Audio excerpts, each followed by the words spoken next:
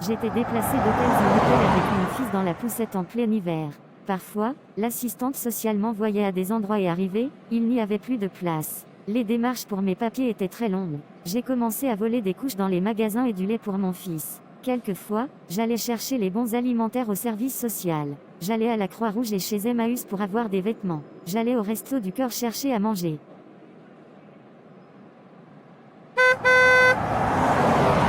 Après plus d'un an passé dans les hôtels au mois, les services sociaux m'ont trouvé un appartement et là, Alain venait presque tous les jours devant et menaçait de me dénoncer à la police. Il disait qu'il allait porter plainte pour manipulation. Il faisait tellement de scandales que le propriétaire du logement m'a demandé de partir.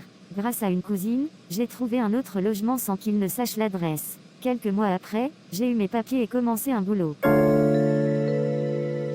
Un an plus tard, j'ai rencontré Christian. J'ai eu l'impression de renaître. Il était très attentionné, très doux et aimant. On partageait les mêmes passions et nous avions les mêmes goûts musicaux. Il était lui aussi originaire du Cameroun. J'étais tellement heureuse et de nouveau amoureuse. Je sentais renaître en moi de l'espoir.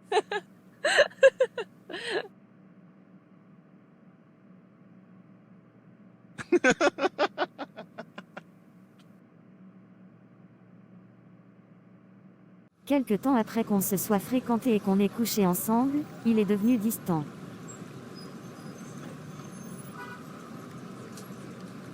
Je me suis retrouvée enceinte quelques mois après. Il voulait que je garde le bébé mais moi je ne le voulais pas. J'avais très peur qu'il m'abandonne une fois la grossesse avancée. De plus, il ne s'occupait pas du tout de mon premier enfant et il ne travaillait pas. Nous nous sommes séparés après l'avortement. Je suis rentrée dans une longue période de dépression. Je passais mon temps à pleurer. Je ne mangeais plus. Je ne sortais plus. J'avais même arrêté le travail. Je n'arrivais plus à m'occuper de mon fils et j'avais gardé tout ça sans rien dire à personne de mon entourage, ni même à mes copines car je n'avais plus de contact avec elles. J'ai consulté un médecin qui m'a prescrit des antidépresseurs et des médicaments pour dormir. Je les ai pris pendant une bonne période. Ça me mettait dans un état second et me permettait d'aller bien pour un temps.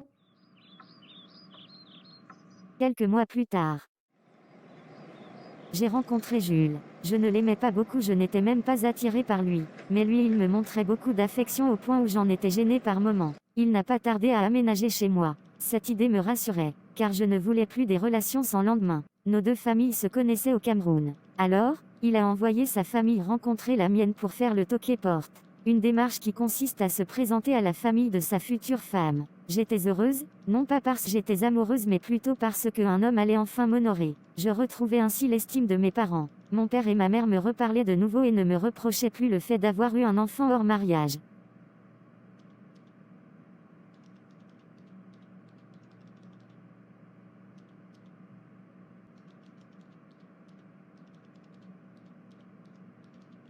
Ma mère était très heureuse, elle avait même décidé de venir nous rendre visite en France. Quelques mois plus tard. Je suis vraiment contente pour vous, mon fils. Il faut que vous restiez ensemble. La vie de couple n'est pas facile mais l'amour est au-dessus de tout. En plus c'est une grâce de trouver une partenaire du même village que soit ici en France. Ne ratez pas cette chance. En tout cas, nous les familles on est d'accord pour votre relation. Ne nous décevez pas. Tu ne vas pas me dire que tu es resté là toute la journée sans aller postuler dans les entreprises. Il fait trop froid. Donc juste à cause du froid tu ne vas pas travailler ? Tu te rends compte que depuis que tu vis ici tu n'as jamais participé aux charges. Je t'ai dit que je fais une tontine et dès que je vais récupérer ma part je vais t'aider pour les charges mais je dois aussi participer à celle de mon ancien logement. Tu dois encore payer les charges de ton ancien appartement alors que tu n'y es plus ? Oui, mon cousin n'a pas encore ses papiers et si je ne l'aide pas, le proprio risque de mettre dehors. Et qu'en est-il de tes papiers à toi ? Je suis sur un bon plan. Justement il faut aussi que je paie le gars. S'il te plaît essaie de me comprendre. J'essaie mais je suis fatiguée de devoir payer les factures et les courses alors que je dois déjà m'occuper de mon fils toute seule. Ne t'inquiète pas bébé, je vais t'aider dès que possible. Maman, je suis fatiguée de lui. Je paie tout toute seule. Il ne m'aide pas depuis qu'il vit ici. J'ai l'impression qu'il croit que le fait que papa ait de l'argent il m'en donne tout le temps. J'ai peur qu'il veuille profiter de moi. Ne t'inquiète pas, je vais lui parler. Il faut que tu restes avec lui. Je ne veux plus me mettre la honte dans la famille. J'ai invité plein de monde et même mes copines pour tes présentations ce jour-là. Pardon, ne me mets pas la honte. Tu ne savais pas tout ça avant de nous le présenter. Ne fais pas que ton père te rejette encore. Je comprends maman mais demande-lui de participer aux charges. Donc tu veux que je le laisse profiter de moi, c'est ça ? De toute façon tu es toujours comme ça. Je ne t'avais pas demandé d'inviter tout le quartier ce jour-là. C'est toi-même qui as pris le devant. C'est ce que tu dis maintenant, hein. En tout cas, je t'ai dit. Je ne suis pas d'accord avec toi. Ma coépouse s'est assez moquée de moi comme ça à cause de toi. Et que va penser sa famille? On fait la réunion ensemble. Comment vais-je encore pouvoir les regarder? Moi qui a chanté partout que ma fille allait se marier. Dis donc, ne me saoule pas. Voilà mon fils, les plaintes de ta femme. Il faut vraiment que tu fasses un effort de l'aider. Oui, je comprends maman, mais tu sais, le fait que je n'ai pas mes papiers me bloque beaucoup. J'ai plein de business en tête. Avant de venir vivre ici, j'ai commencé une tontine et je compte sur cet argent pour me lancer. Au pays, je reparais des téléphones et je sais que ça peut marcher ici. Qu'elle soit juste un peu patiente, ça va aller. Mais c'est quoi cette histoire de payer le loyer de ton ancien logement? Au fait, j'aide juste pour cousin. Mais il a commencé un petit taf au noir et d'ici là il va se débrouiller. Mon fils, tu trouves ça normal de vivre chez une femme sans même lui donner de l'argent de poche? De plus en la laissant tout payer dans la maison? S'il te plaît, ne salis pas ton nom. Fais un effort s'il te plaît. Ne t'inquiète pas maman, je vais gérer ça.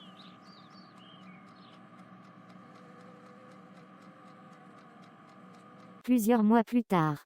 Mais tu as mangé toute la viande dans la casserole et tu ne m'as laissé que des os. Désolé, il y en avait pas beaucoup. C'est moi qui fais les courses et tu fais à manger sans même me laisser de la viande et ce n'est pas la première fois que tu fais ça. Tu fais tout ce cinéma juste parce que c'est toi qui achètes les courses ma chérie, pour qui tu te prends? Je t'ai au moins laissé à manger. Je te rappelle que c'est toi la femme, c'est à toi de faire à manger. Si tu faisais ton devoir, on n'aurait pas tous ces problèmes. Si je n'étais pas obligée d'aller travailler contrairement à toi, je l'aurais fait. Alors contente-toi de ce que tu trouves. Tu te fous de moi, toi. Comment oses-tu me parler comme ça? Depuis que ma mère est partie, tu es devenu un vrai démon. Ce n'est pas toi qui as promis de participer aux frais de la maison. Tu m'as vraiment prise pour une conne. Ma chérie, énerve-toi si tu veux. Je t'ai dit que je n'avais pas fait exprès. Je croyais qu'il restait encore de la viande dans la casserole. En tout cas, continue comme ça. Je vois que tu as pris la confiance.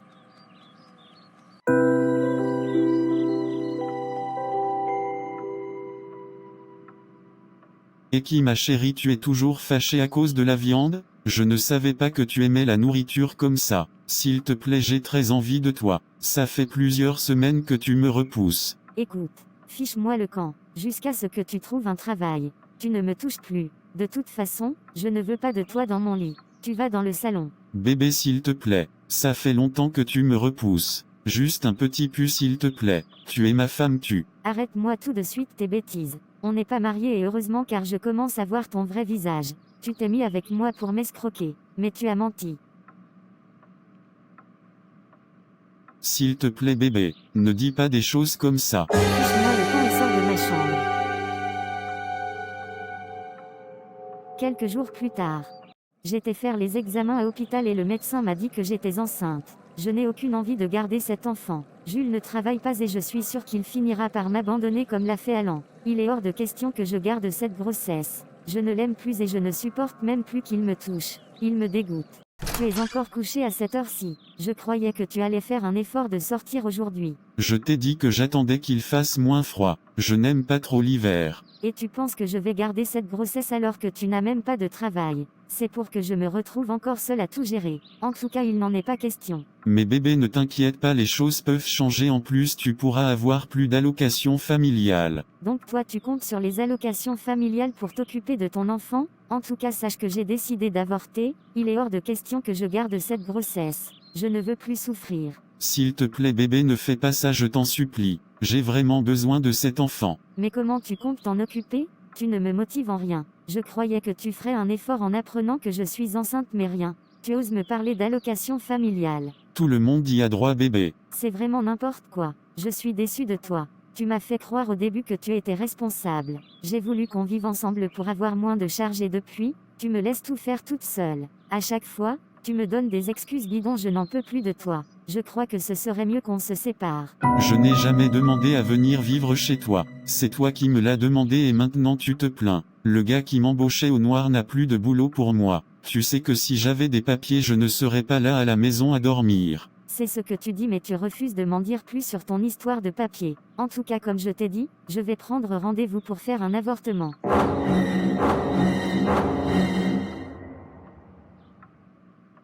2 jours plus tard.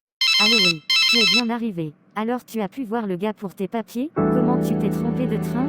Tu ne peux pas prendre un autre pour le rejoindre. Qu'est-ce que tu me racontes là? Tu rentres? Écoute, je préfère que tu ne reviennes pas ici. Tu te moques vraiment de moi. Tu ne peux pas avoir fait tout ce déplacement et puis rentrer comme ça sans faire tes démarches. Allô,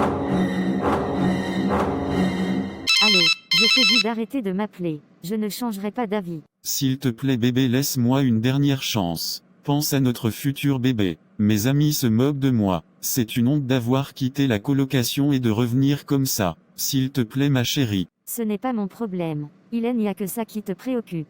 Tu t'es bien foutu de moi et maintenant tu sais semblant de m'avoir aimé. Mais je t'aime bébé, s'il te plaît ne me laisse pas ici. Je vais appeler ta mère. Souviens-toi qu'elle nous a demandé de rester ensemble. Tu crois qu'elle va apprécier qu'on se sépare? Ne t'inquiète pas. Ma mère est déjà au courant. Tu croyais pouvoir me tromper longtemps mais Dieu est grand. Et ne me parle plus de ce soi-disant enfant. Je t'ai dit que j'allais avorter. Je raccroche et ne m'appelle plus jamais.